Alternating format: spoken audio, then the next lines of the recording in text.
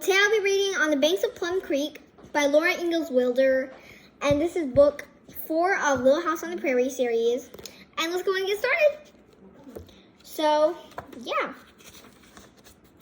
On the Banks of Plum Creek, Chapter 1. The Door in the Ground. The dim wagon track went no farther on the prairie, and Pa stopped the horses. When the wagon wheels stopped turning, Jack dropped down into the shade between them. His belly sank on the grass and his front legs stretched out. His nose fitted in the furry hollow. All of him rested, except his ears. All day long for many, many days, Jack had been trotting under the wagon.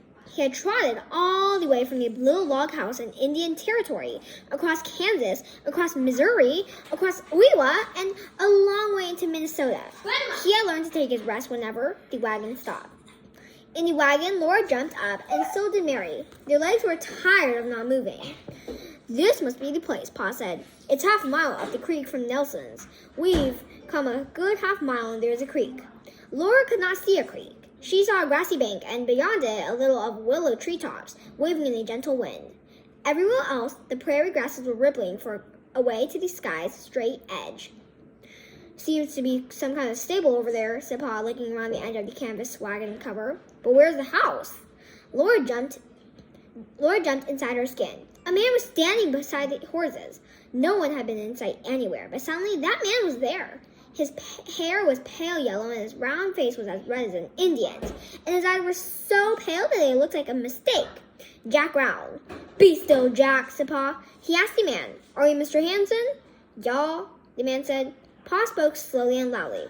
"I heard you want to go west and trade your place." The man looked slowly at the wagon. He looked at these Mustangs, Pet and Patty. After a while, he said again, "Yeah." Pa got out of the wagon, and Ma said, "You can climb out and run around, girls. I know you're tired sitting still."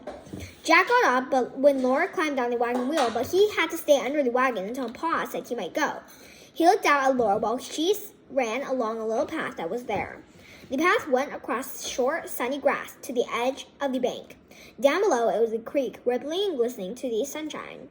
The willow trees grew up beyond the creek. Over the edge of the bank, the path turned and went slanting down, close against the grassy bank that rose up like a wall. Laura went down it cautiously. The bank rose up beside her till she could not see the wagon. There was only the high sky above her, and down below her water was talking to itself. Laura went a step farther, then one more step.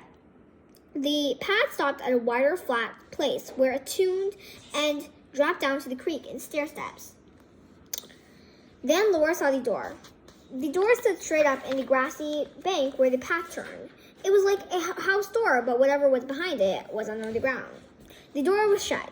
In front of it lay two big dogs with ugly faces. They saw Laura and slowly rose up. Laura ran very fast up to the path,